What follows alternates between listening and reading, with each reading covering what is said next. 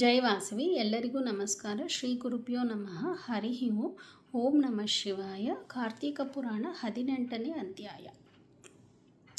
ನಾರದ ಮಹರ್ಷಿಗಳು ಋತುಚಕ್ರವರ್ತಿಯನ್ನು ಕುರಿತು ಕಾರ್ತೀಕ ಮಾಸ ಮಹಿಮೆಯನ್ನು ಮತ್ತೆ ನಿರೂಪಿಸತೊಡಗಿದರು. ಬೃಂದಾದೇವಿಯು ತನ್ನ ಪತಿಯೊಡನೆ ಸಹಗಮನ ಮಾಡಿಕೊಂಡು ಚಿತ್ತಸ್ಥಳದಲ್ಲಿ ದೇವತೆಗಳ ಬೀಜಗಳನ್ನು ಚೆಲ್ಲಿದಾಗ ನಲ್ಲಿ, ಮಾಲತಿ, ತುಳಸಿ ಸಸಿಗಳು ಹೊರಟವು. ಅದುವರೆಗೂ ಬೃಂದಾದೇವಿಯು ಮೋಹಪರವಶನಾದ ಶ್ರೀಮನ್ನಾರಾಯಣನು ಲಕ್ಷ್ಮಿ, ಸರಸ್ವತಿ, ಪಾರ್ವತೀ ದೇವಿಯರ ಗಿಡಗಳ ರೂಪದಲ್ಲಿ ಕಾಣಿಸಿಕೊಂಡಾಕ್ಷಣ ಆತನ ಮೋಹ ನಾಶವಾಯಿತು. ಆದರೆ ಲಕ್ಷ್ಮಿಯು ನೀಡಿದ ಬೀಜಗಳ ಅಸೂಯೆಪರವಾಗಿಯೂ ಇದ್ದರಿಂದ ಜನಿಸಿದ ಮಾಲತಿ ಪುಷ್ಪಗಳು ವಿಷ್ಣುವಿಗೆ ಪ್ರಿಯವಾಗಲಿಲ್ಲ. ಶುದ್ಧವೂ ನಿರ್ಮಲವೂ ಆದ ಪ್ರೀತಿಯುಕ್ತವಾದ ನಲ್ಲಿ ಗಿಡ, ತುಳಸಿ ಪುಷ್ಪಗಳು ಪೀತಾಂಬರಧಾರಿಯಾದ ಶ್ರೀಮನ್ನಾರಾಯಣಿಗೆ ಅತ್ಯಂತ ಪ್ರೀತಿಕರವಾದವು. ಇದರಿಂದ ಮೋಹದಿಂದ ಮುಕ್ತನಾದ ನಾರಾಯಣನು ತುಳಸಿದಾತ್ರಿ ಸಮೇತನಾಗಿ ವೈಕುಂಠ ಲೋಕಕ್ಕೆ ಪಯಣಿಸಿ ತನ್ನ ಮೂಲ ರೂಪವನ್ನು ಸೇರಿದನು. ಶ್ರೀ ತುಳಸಿ ಮಹಿಮೆ.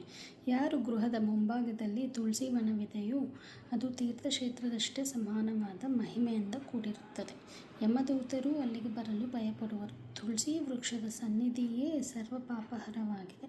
ತುಳಸಿ ಪೂಜೆಯನ್ನು ಯಾರು ಮಾಡುತ್ತಾರೆಯೋ ಅವರಿಗೆ ನರಕ ದರ್ಶನವಾಗುವುದಿಲ್ಲ. ಗಂಗಾ ಸ್ನಾನ, ನರ್ಮದ ದರ್ಶನ, ತುಳಸಿ ಸೇವನೆ ಈ ಮೂರು ಸಮಾನ ಪುಣ್ಯದಾಯಕವಾಗಿವೆ.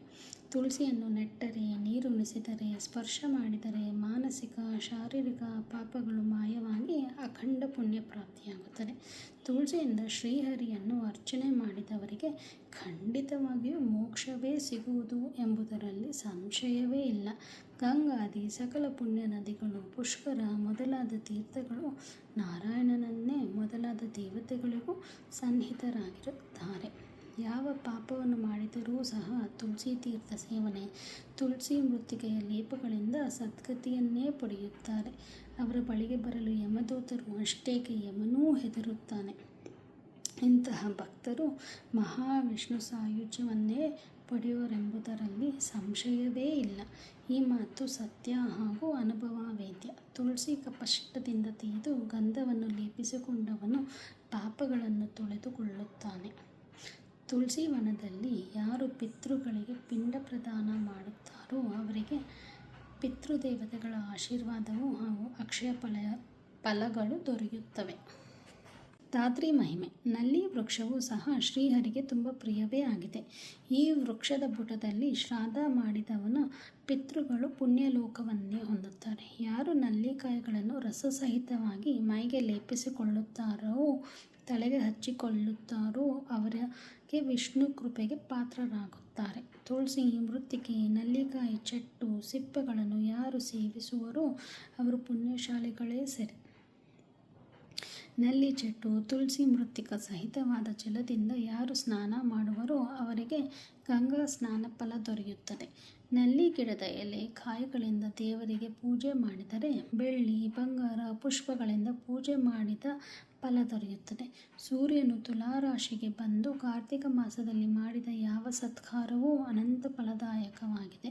ಯಜ್ಞ, ತೀರ್ಥ, ಸ್ನಾನ, ದಾನ, ಜಪಗಳಿಂದ ಈ ಮಾಸದಲ್ಲಿ ಭಗವಂತನು ಪೂರ್ಣವಾದ ಅನುಗ್ರಹ ನೀಡುತ್ತಾನೆ. ಎಲ್ಲ ದೇವತೆಗಳು ಈ ಮಾಸದಲ್ಲಿ ಧಾತ್ರಿ ವೃಕ್ಷವನ್ನು ಆಶ್ರಯಿಸುತ್ತಾರೆ. ಕಾರ್ತೀಕ ಮಾಸದಲ್ಲಿ ದ್ವಾದಶಿಯಂದು ತುಳಸಿಯನ್ನು ಕಿತ್ತಬಾರದು. ನಲ್ಲಿ ವೃಕ್ಷದ ಸಾನ್ನಿಧ್ಯದಲ್ಲಿ ಭಗವಂತನಿಗೆ ನಿವೇದಿತವಾದ ಅನ್ನವನ್ನು ಭೋಜನ ಮಾಡಬೇಕು. ಇದು ಬಹು ಪುಣ್ಯಕರ. ನಲ್ಲಿ ವೃಕ್ಷದ ಸಾನ್ನಿಧ್ಯದಲ್ಲಿ ಶ್ರೀಹರಿಯನ್ನು ಪೂಜಿಸಿದರೆ ಸಕಲ ವಿಷ್ಣು ಕ್ಷೇತ್ರಗಳನ್ನು ಸಂದರ್ಶಿಸಿದ ಪುಣ್ಯವೂ ಸಿಗುತ್ತದೆ. ಶ್ರೀಮನ್ನಾರಾಯಣನ ಮಹಿಮೆಯನ್ನು ಹೇಗೆ ವರ್ಣಿಸಲು ಸಾಧ್ಯವಿಲ್ಲವೋ ಅದೇ ರೀತಿ ತುಳಸಿ ಹಾಗೂ ಧಾತ್ರಿ ವೃಕ್ಷಗಳ ಮಹಿಮೆಯನ್ನು ವರ್ಣಿಸಲು ಚಾತುರ್ಮುಖ ಬ್ರಹ್ಮನಿಗೂ ಸಾಧ್ಯವಿಲ್ಲ. 1000 ಹೆಡೆಗಳ ಶೇಷದೇವನಿಗೂ ಕೂಡ ಕಾರ್ತೀಕ ಸ್ನಾನ, ದಾನ ಹಾಗೂ ಭಗವನ್ನಾಮ ಸ್ಮರಣೆಯನ್ನು ವರ್ಣಿಸಲಾರನು.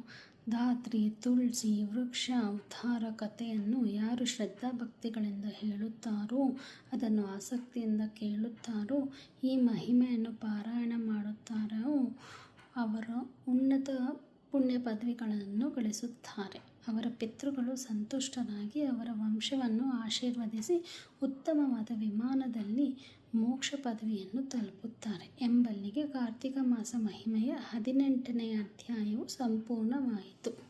ಧನ್ಯವಾದ.